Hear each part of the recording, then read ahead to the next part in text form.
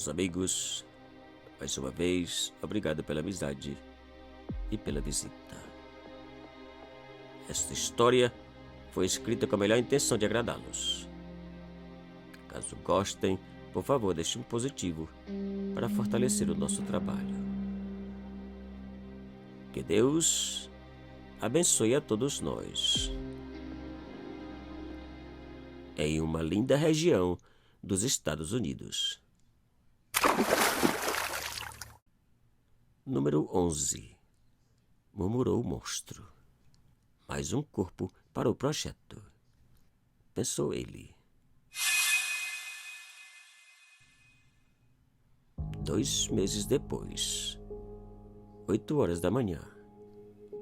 Juliana e seu namorado não podiam acreditar na beleza daquele lugar. Cercado por uma floresta fechada e de mais ou menos 1 quilômetro de diâmetro, aquele lago era afastado de tudo e conhecido por poucos. Um paraíso. A água azul e cristalina era rodeada por uma praia branca, limpa e macia.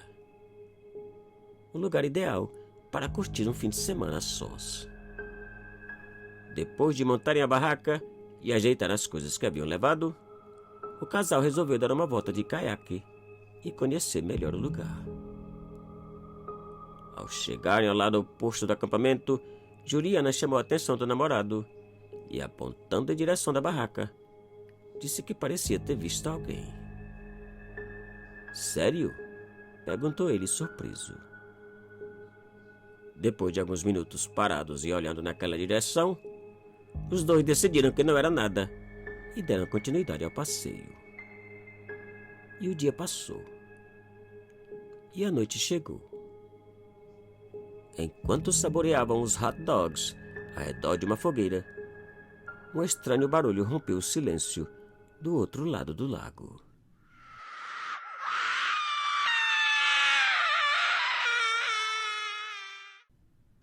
Um estranho grito de mulher.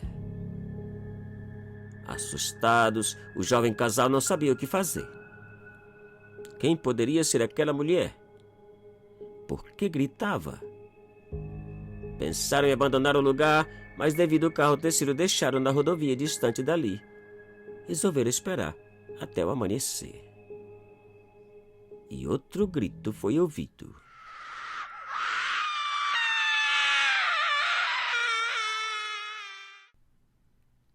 Juliana, agarrada ao braço do namorado, quase não conseguia conter o medo. E ao redor da fogueira, permaneceram olhando para todos os lados por um bom tempo. Cada ruído na água ou na mata era motivo de susto e espanto.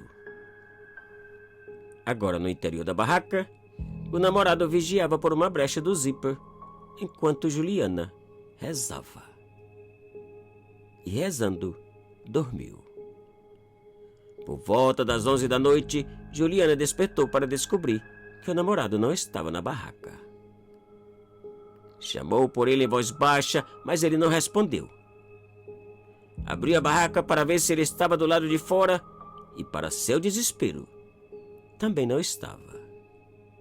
Nem sinal dele.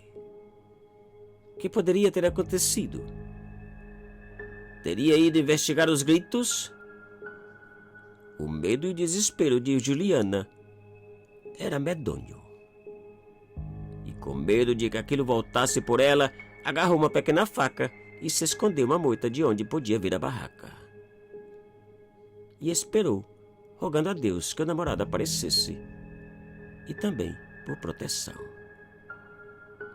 Enquanto esperava, os gritos voltaram. Mas o pior de tudo é que agora não era apenas de uma mulher.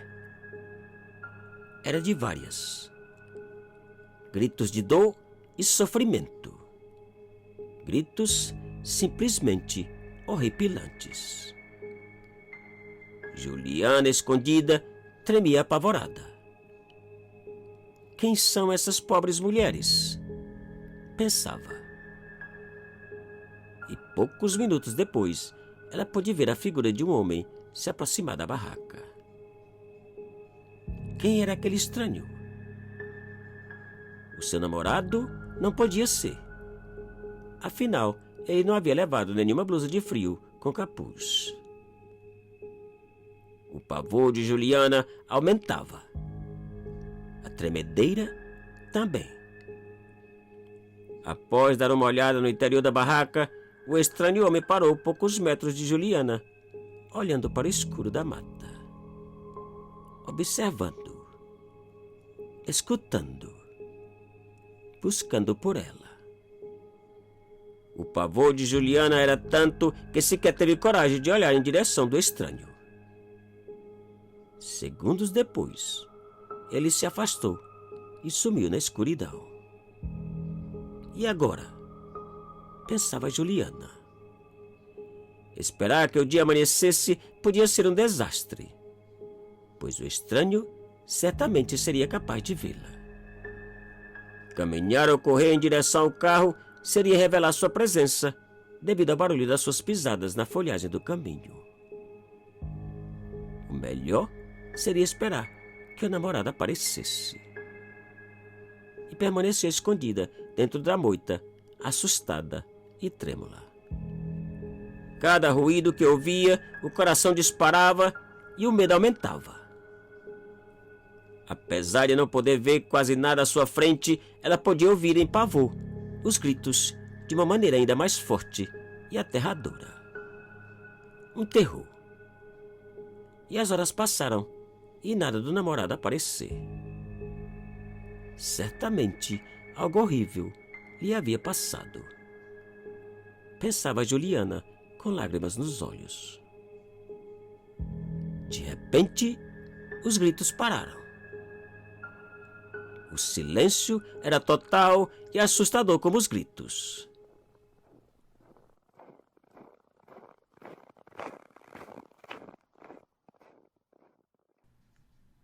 Alguém se aproximava. E naquele instante, Juliana pôde ver com terror o vulto de um homem parado em frente ao seu esconderijo. Ela acabava de ser descoberta. O fim havia chegado. E com um brusco e violento movimento, o monstro lhe agarrou pelo pescoço, apertando e arrastando-a em direção à água. A pobre Juliana nada podia fazer, além de espernear. Cada passo que o monstro dava em direção à água, a falta de ar aumentava. E quando tudo parecia acabado, quando a morte parecia inevitável, ela pôde ouvir os gritos horripilantes se aproximarem rapidamente, ainda mais ensurdecedores. E por poucos segundos, Juliana pôde ver o rosto apavorado do estranho homem, olhando em direção dos gritos. E ela desmaiou. E tudo acabou. Ao amanhecer, confusa, desorientada e assustada, Juliana tentava compreender o que havia passado naquela maldita noite. O estranho homem, o namorado e os gritos. E sem perda de tempo, ela saiu correndo em direção ao carro e à polícia mais próxima. Horas depois, os policiais contaram de uma horrível descoberta no meio do lago. 11 mulheres afogadas e amarradas individualmente a uma enorme pedra, formando um círculo. E no meio do círculo, segundo a polícia, estava o corpo do namorado, afogado e amarrado como as outras vítimas. Para a surpresa e confusão de todos, em um dos bolsos da sua camisa foi encontrado um papel com o desenho de um zodíaco e os nomes das 11 mulheres assassinadas, da número 1 ao número 11, especificando o mês de cada assassinato. Mas o mais intrigante de tudo é que ele já havia escrito o nome da sua próxima vítima. A vítima número 12, que completaria o seu diabólico projeto. O diabólico Zodíaco. Juliana.